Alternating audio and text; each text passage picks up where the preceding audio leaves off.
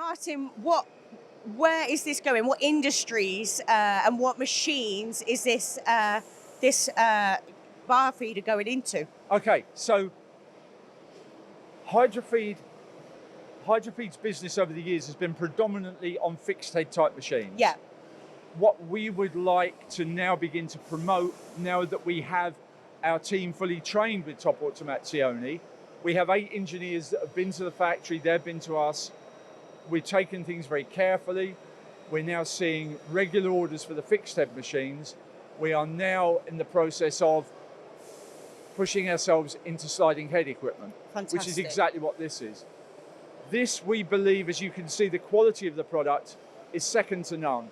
It has the same innovative features as the X-Files, in as much that there are no additional guide channels required. Yeah. It will go down to 3 millimeters and up to 45. It is available in 3 and 4 meter bar lengths with the additional bar storage facility. And this is aimed squarely at sliding head type machines. How important is this type of bar feeder for sliding head machinery? It wouldn't work without it, would it? With every sliding head that has to have a bar feed. It's just common practice. These bar feeds are sold all the way through Italy and through mainland Europe.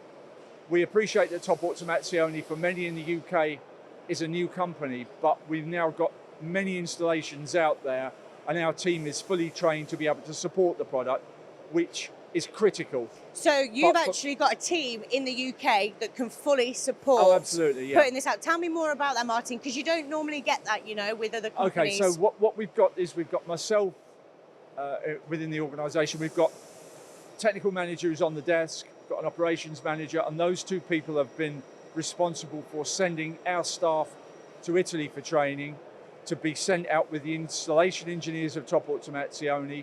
We've had in-house training for ourselves. We have had one of the bar feeds in our factory for the past 12 months to do all the trials on it.